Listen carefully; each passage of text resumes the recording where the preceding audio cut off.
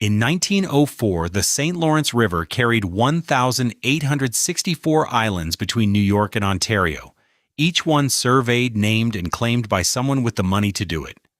Tobacco fortunes bought islands. Hotel fortunes bought islands. Railroad fortunes bought islands. And one of the men who arrived last built the largest structure of all.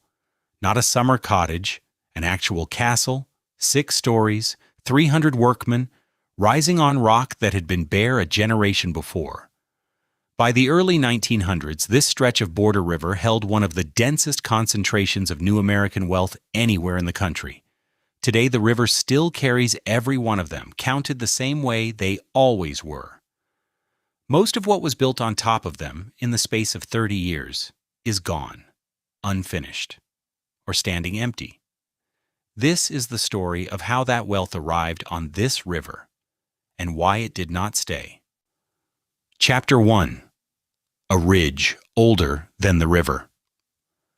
The number is exact, and it has held exact for more than a century. 1,864 islands, each one required by definition, to sit above water in every season, to measure at least 1 square foot of dry ground, and to support at least 1 living tree. A handful qualify as anything larger than a house lot. Most are smaller than that. A single granite hump crowned with 3 pines, and a homemade dock, gone the moment the river rises another inch. Surveyors have recounted them more than once since, with better maps and finer instruments, and arrived at the same figure every time. The count does not shift because the ground beneath it does not shift. It has not shifted in more than 1 billion years. Before there was a river, there was a ridge.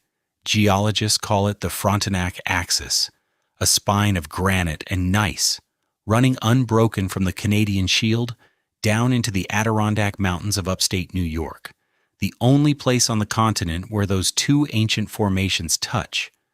This is bedrock that measures its age in the billions of years, not the thousands the rest of the valley uses. Laid down before there were fish in any ocean, when no forest had yet claimed a single continent, long before there was almost anything else to interrupt it. When the glaciers pulled back and the St. Lawrence found its channel, the water did not cut through this ridge. It rose over it. The low ground filled and disappeared, and only the highest granite crowns stayed above the surface, a chain of drowned hilltops, standing where a mountain range used to be. Every one of them is the same fact, repeated. The top of high ground the river covered and failed to finish covering. People were here long before anyone thought to count them. The Iroquois fished and camped along this stretch of border water from roughly 700 BC to the early 1600s and called it Manitowana, the Garden of the Great Spirit. A name that outlasted the people who gave it far longer than anyone who came after would manage. Samuel de Champlain passed through in the early 1600s and left a French name on nearly everything the river touched. Not this stretch, not yet. That task went to a surveyor named Jean Deschamps, who charted the channel in 1687 and wrote down the words that would outlast him: Les Mille Îles, the 1,000 islands. Close enough to true, and for 200 years, close enough was all anyone needed. Close enough was all anyone needed because nobody had a reason to visit, and nobody had a reason to settle, and nobody had a reason to build. Not for another 186 years. The river stayed what it had always been: a fishery, a border, a channel for timber rafts that passed twice a year headed for Quebec and the mills downstream, and nothing else moved through it with any regularity at all. Winters closed it, summers emptied it. Then in 1873, the railroad reached the village of Clayton, New York, on the American shore, and for the first time a reason arrived on a schedule, twice a day, on time. What followed happened faster than the ridge that made it possible. Hotels went up along the Clayton waterfront before the first winter had fully passed. Boat liveries opened to rent skiffs to men from Utica and Syracuse and New York City who had never held an oar in their lives. Fishing guides who had spent their whole working lives pulling muskellunge out of these channels for their own tables found they could earn more standing at the bow, pointing the fish out to somebody else. One length of track had done what 2.5 centuries of French surveyors, English mapmakers, and border treaties had never managed. It had made a granite maze in the middle of a river, reachable by anyone with the price of a ticket. By the summer of 1874, the hotels on Wellesley Island could not build rooms fast enough to meet the trade, and men who had never before set foot on the St. Lawrence were already asking the innkeepers a different question than where the fish were running. They wanted to know who owned the islands, and for how much. Chapter 2. The First Fortunes on the River. The hotels come first, and they come fast.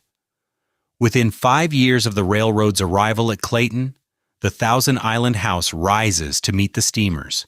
The Crossmont House fills its verandas with fishing parties from Utica and Syracuse, and the Windsor opens its doors to guests who have never once cast a line and do not intend to start.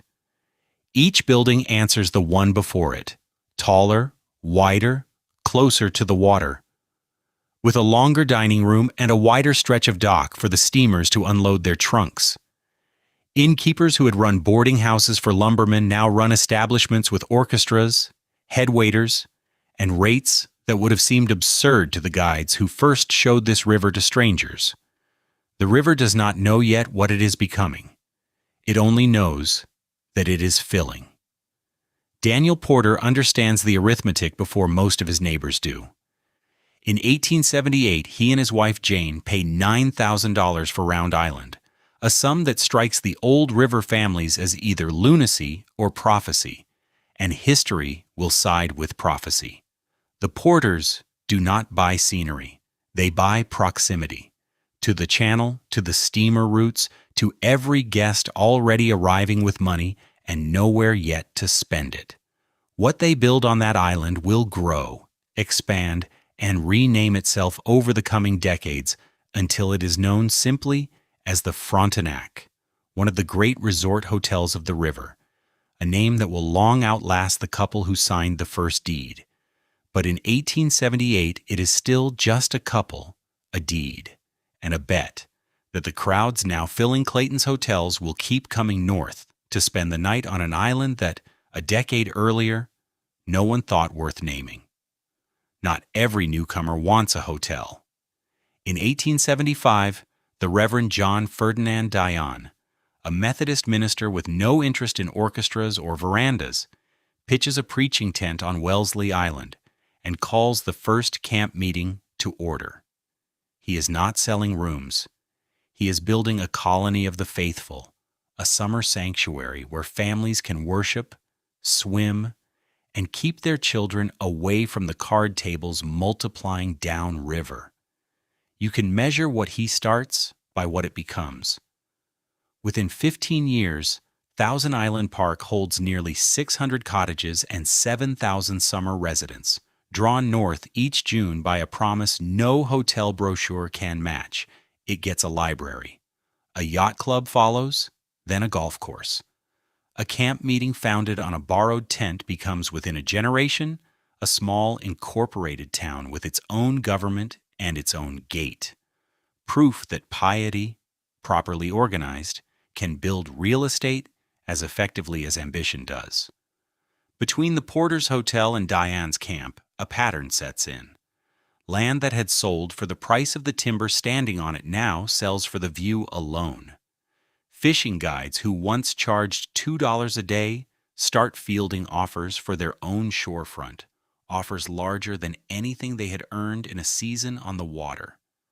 The islands, uncountable and unnamed a generation earlier, are being surveyed, platted, and sold lot by lot to buyers who have never once stood on them.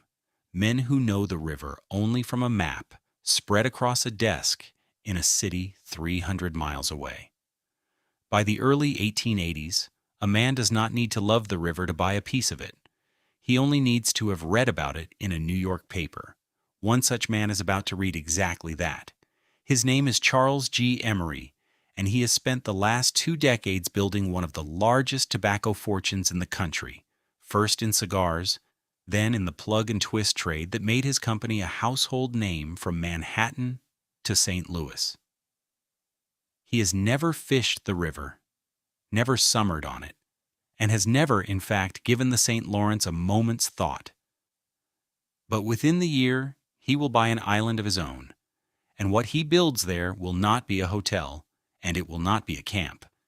It will be the first structure on the St. Lawrence built not to house guests, but to announce a fortune.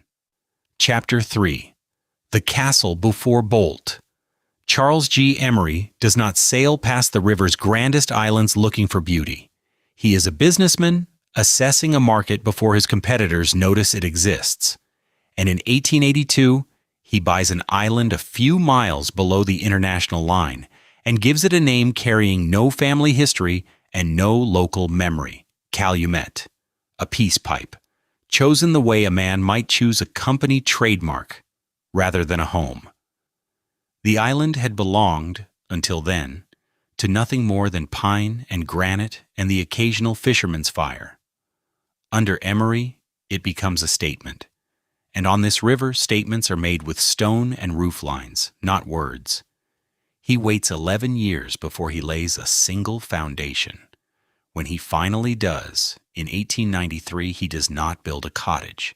He builds a castle. 30 rooms rise on Calumet Island over the following year, arranged around a ballroom large enough to seat an orchestra and the guests who would dance to it. Finished in the granite gray palette, the river will come to associate with new money dressed as old. Step onto the island in 1894, and you would find turrets, a tower, a roof line borrowed from the Rhineland and transplanted onto fresh water. The first true castle the St. Lawrence has ever seen. The name Boldt means nothing yet on this river, and no fortune has appeared large enough to outbuild Emery's 30 rooms. For a time, Calumet Castle simply is the river's largest private structure, its owner watching steamboats slow as they pass it the way he once watched customers slow in front of a cigar counter. He is not alone for long. George Pullman, whose railroad cars have carried 3 decades of American passengers into a comfort they did not know they wanted, buys an island of his own nearby and raises a cottage he calls Castle Rest. Modest beside Calumet, but proof the pattern has taken hold. First one fortune finds the river, then another, then a third, each arriving with its own vocabulary of ownership. An island purchased, a name changed, a structure raised where none stood before. The 1,000 islands are being colonized now not by settlers, but by balance sheets. Emery's towers no longer stand alone on the horizon. The man who will eclipse them all has, in 1882, no reason to think about islands at all. George Boldt was born in Prussia in 1851, in a province that offered him no inheritance, no trade, and no particular claim on the future. He crosses the Atlantic with nothing resembling capital, no letters of introduction, no name that opens doors, only a willingness to work the kitchens and pantries of other men's hotels until he understands, better than the men who own them, how a hotel ought to be run. He rises the way his generation was told immigrants might rise, and almost never did. A dining room first, then a hotel, then a chain of them. The trade learned from the scullery upward rather than handed down from a boardroom. By 1897, he is president of the Waldorf Astoria Hotel Company, and the Waldorf Astoria is, without serious rival, the most successful hotel in the United States. He has spent his adult life building palaces for other men to sleep in for a single night and forget by the next. He has never owned a foot of waterfront. He has never had reason to look north. That changes in 1900. Chapter 4. A Valentine for Hart Island. In 1900, George Boldt buys 11 acres of granite in the river channel above Alexandria Bay. The island is called Hart Island on the surveyor's charts, and its shoreline, seen from above, already curves into something close to the shape of a heart. An accident of glacial scraping that no one had thought worth naming until Boldt does. He renames it Hart Island. he commissions a castle, 6 stories, 120 rooms, intended as a Valentine's Day gift to his wife, Louise, the woman who had stood beside him at the Bellevue in Philadelphia and at the Waldorf Astoria in New York. While he built a hotel empire out of nothing, a Prussian immigrant was supposed to be able to build. It is not a metaphorical gift. It is a stone building with her initials cut into it. 300 workers arrive on the island through 1900, under the direction of architects G.W. and W.D. Hewitt of Philadelphia, and they do not build a large summer cottage in the style of Pullman's Castle Rest or Emery's 30-room Calumet. They build for a scale the river has not seen before and will not see again. Towers rise at 4 corners, meant to house a library, a music room, and private apartments looking out over the channel in every direction. A drawbridge is framed to span the gap between Hart Island and its smaller neighbor, where a powerhouse is going up to generate the estate's own electricity, independent of any mainland grid.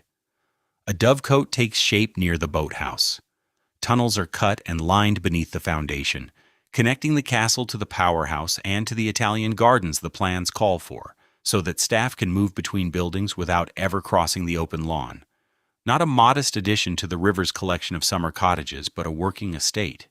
Its own power, its own water system, its own defended crossing built as though the family intended to winter there for 100 years. Granite blocks arrive by barge from the mainland and are hoisted into place by men standing on scaffolding over open water, 6 stories up, with nothing beneath them but the channel. The work continues through 1901, through 1902, through 1903, 4 years of masons and electricians and stone carvers living on an island that had been uninhabited rock 3 summers earlier. Boldt visits by steam yacht to check the progress in person, the way he checked every dining room and every linen closet at the Waldorf Astoria, a man who did not delegate the details of anything he intended to keep. He orders marble from Italy and stone from as far as the river's supply lines could reach, and he approves the drawings for a heart worked into nearly every surface the family would touch. The ironwork, the ceilings, the tile beneath their feet. By the end of 1903, the castle's stone shell stands substantially complete against the sky. Towers roofed, walls rising the full 6 stories, the drawbridge framework in place across the channel.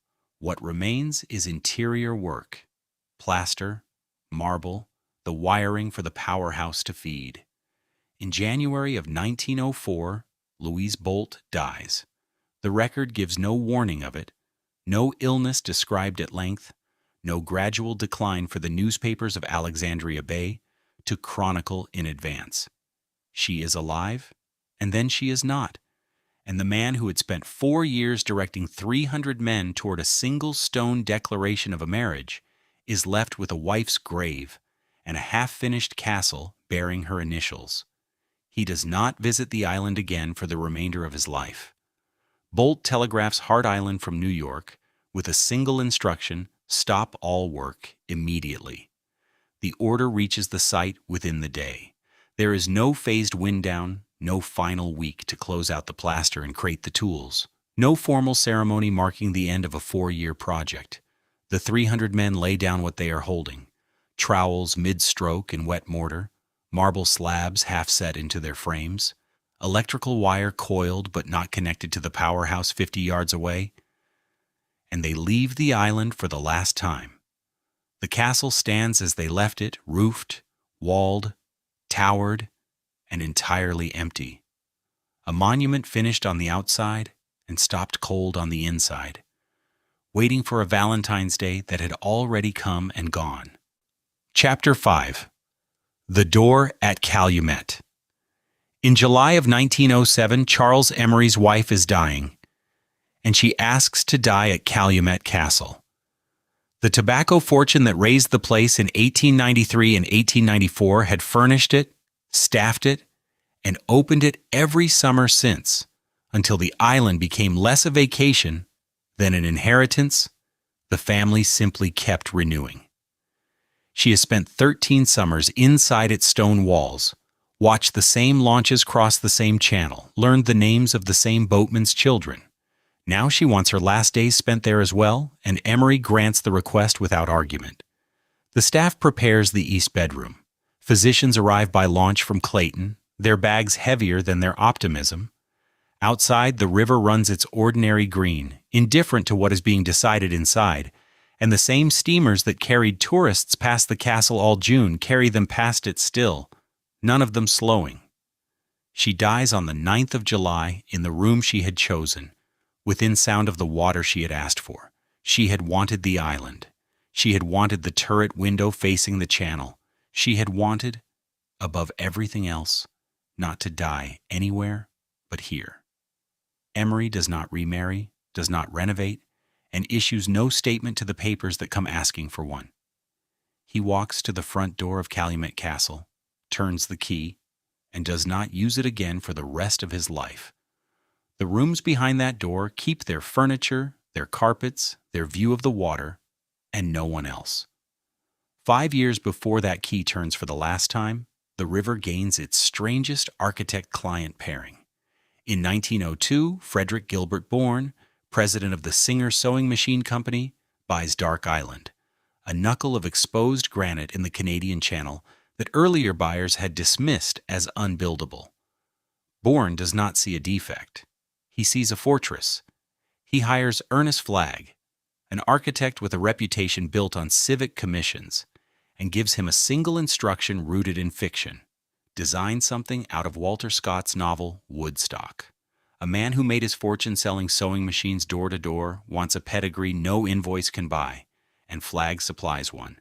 He answers with battlements, a portcullis, a drawbridge that will never once be raised in earnest, a great hall meant to look older than the country surrounding it, and 28 rooms arranged to feel like inheritance rather than invention.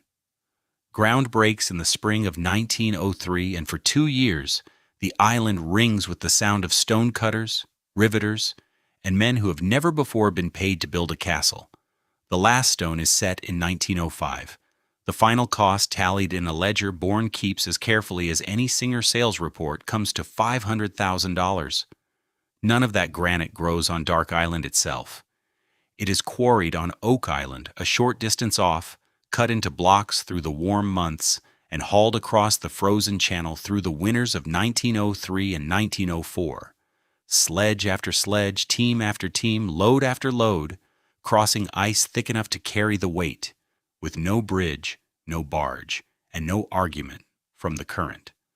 Bourne's crews work the calendar the way the river dictates rather than the way a company president prefers, cutting stones in July and dragging it home in January.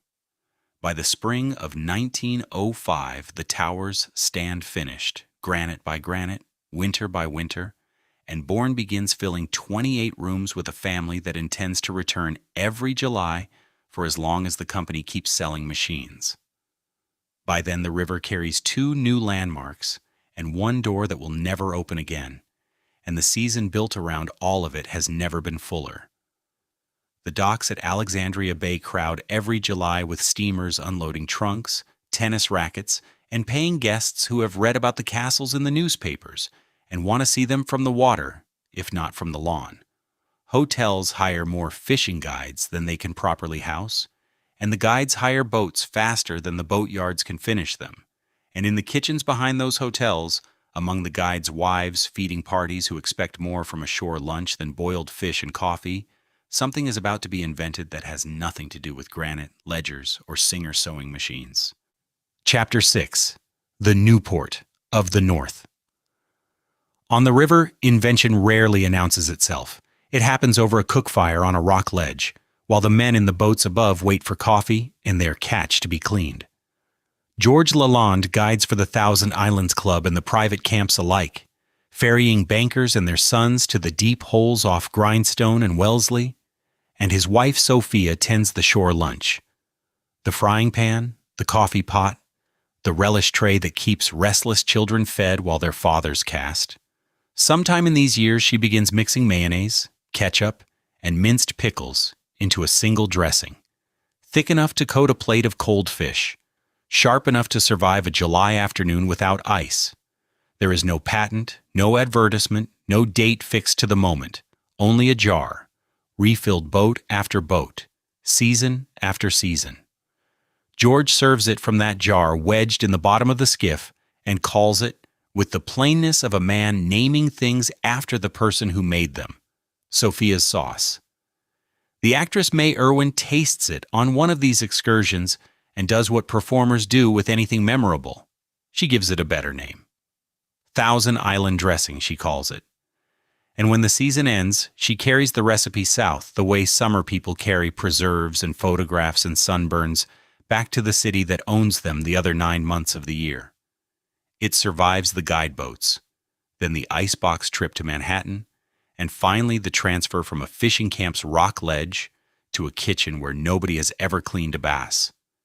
It is Oscar Cherky, George Boldt's own maitre d'hotel at the Waldorf Astoria, who puts it on a menu for the first time, dressing a plate of hotel lettuce with a condiment invented 200 miles upriver by a woman he will never meet. The loop closes itself without ceremony, without a single line in any ledger to mark it. The man who built a castle for love now sells, 16 stories below Fifth Avenue, the one thing to come out of these islands that costs nothing and outlives everything else he owns. Picture the dock at Alexandria Bay on a July evening in 1905. Steam yachts stand 3 deep at the boathouses, running lights strung stem to stern, their brass catching what is left of the sun. Across the channel, Calumet's windows burn floor to floor, and beyond them, Boldt's unfinished towers hold their black scaffolding against a sky gone past orange, and past those, on Dark Island, the new stone walls, Frederick Bourne is raising throw lantern light 100 yards across open water. An orchestra plays from the veranda of a boathouse built to look like a Swiss chalet, the music carrying flat and thin over water this still. Launches thread between the islands all night, ferrying men in white tie and women in white linen from one dinner to the next, past channel markers that did not exist as addresses 15 years earlier. Wood smoke drifts from a guide's shore lunch fire on an island with no name on any deed. It smells, for one more season, like money that has not yet been asked to explain itself. Newspapers in New York and Boston begin calling the river the Newport of the North, a colony as fashionable as Rhode Island's, and reachable by nothing so ordinary as a train, only by private steam yacht, met at the dock by a launch, delivered to an island with its own ice house, its own generator plant, its own name carved over the boathouse door.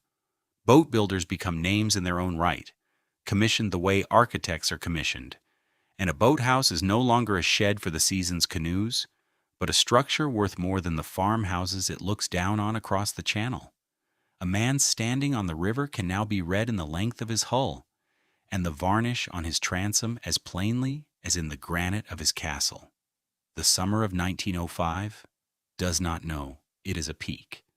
Nobody on that dock, listening to the orchestra carry across still water, believes there is a ceiling above this. And on August 24th, 1911, there will be. Chapter 7. The Arithmetic of Decline. The fire does not announce itself. On the night of August 24th, 1911, something catches a wire, a match, a coal from a boiler no one thinks to blame later, and finds decades of dry pine and varnish waiting behind clapboard walls. By morning, the Frontenac Hotel, the same resort the Porters raised on Round Island a generation earlier, the hotel that grew wing by wing until it held 400 guest rooms and called itself the largest on the river, is a stone foundation and a single standing chimney. Guests in night clothes carry what they can down to the dock and watch the rest go. No insurance settlement rebuilds 400 rooms. The largest hotel on the St. Lawrence now exists only in postcards already printed and already, without anyone quite noticing, obsolete. The following summer, 1912, fire finds Thousand Island Park.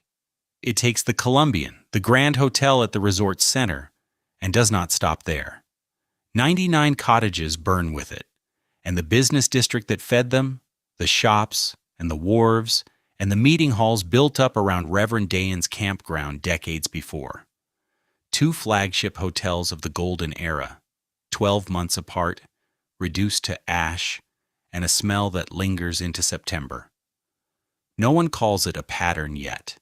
It will look like one later, from far enough away. Then the paperwork arrives, which does not burn and cannot be watched from a lawn. In 1913, the federal income tax is ratified, and a 100-room cottage that once signified only leisure now generates, every April, a bill. A house built to be seen becomes a house that must also be justified. Some owners pay it without comment. Others begin quietly to do the sums. 3 years after that, the war in Europe pulls at the same rivers of money and men that built the castles. Stonemasons enlist, carpenters enlist. The imported marble that once crossed the Atlantic for a single staircase now competes for cargo space with material bound for the front and does not win. Construction on the river does not stop all at once. It simply stops being started. And then the automobile does what neither fire nor tax nor war managed on its own. It removes the necessity. No longer must the wealthy traveler arrive by rail and transfer to a private steam launch scheduled to the hour. He no longer needs a boathouse staffed and a captain retained merely to reach his own front door. The island, however grand, no longer sits at the center of anyone's itinerary. It sits beside a road now, and the road continues past it, toward Saratoga, toward the Adirondacks, toward wherever is newer. The dock schedule that once organized an entire summer becomes, within a decade, a curiosity. The Depression finishes what the rest began without ever quite naming itself an ending. Park corporations that once sold building lots and installed water lines default on the bonds that paid for them, one after another, until the receivers stop bothering to distinguish between them. And owners who cannot meet the tax bill on a 100-room cottage no one will buy, make a choice fire never gave them. They tear the houses down themselves board by board rather than pay to keep them standing. George Pullman's own Castle Rest, the retreat built for a wife who never saw it finished, goes this way. Not to flame, not to storm, but to a wrecking crew hired by the family that inherited it and could not afford to let it stand. By the 1930s, the river holds more foundations than houses. Boathouses stand empty, their upper floors, built once for dances, for orchestras carried across still water, reachable only by water and answerable to almost no one. But the emptying had started earlier than the bank failures.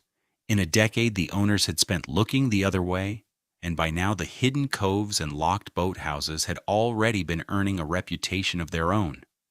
Not for what the money had built, for what the money had left unwatched. Chapter 8: The Inventory of What Remains. Prohibition arrives in 1920 and finds the coves already fluent in silence. The same channels that once hid mistresses and unpaid debts now hide something more profitable. Canadian whiskey, moving south in wooden boats built for pleasure, not cargo. Rum runners. Runners load false bottom hulls at the Ontario shore under cover of fog and cross to New York in under an hour. Threading islands their grandfathers had once charted for yacht races, reading the same channel markers by a different light and for a different purpose. Sugar crates arrive at Clayton docks stamped for grocers who never placed an order, their true contents wrapped in straw and declared to no one at all. One island, unnamed on any pre-war chart worth trusting, takes a new name from the trade running through it: Whiskey Island. The estates above the waterline keep their columns and their empty ballrooms. Below them, in coves built once for canoes and courtship, a different trade takes over the hours no one thinks to watch. The bridge that ends the isolation opens on August 13th, 1938. President Franklin Roosevelt stands on the international span with Canadian Prime Minister Mackenzie King, and for the first time an automobile crosses from the American shore to the Canadian one without touching a boat. The ceremony draws thousands to a shoreline that had spent 4 decades performing privacy for people who arrived only by private launch. Now the islands are reachable by anyone with a car and an afternoon to spend. The bridge does not restore the money. It only removes the water that had kept the money's failures a local secret. 2 decades later, the river itself is rebuilt. In 1959, the St. Lawrence Seaway deepens the channel and straightens its bends, cut to specifications an ocean freighter can use and a rowing skiff would no longer recognize. Grain boats and tankers bypass the old lock towns entirely now, running a route engineered for tonnage, not for scenery. The small docks that had served a shipping trade a century old go quiet within a single season. Their pilots and lock keepers and dock hands left to find other work along a river that no longer needs them.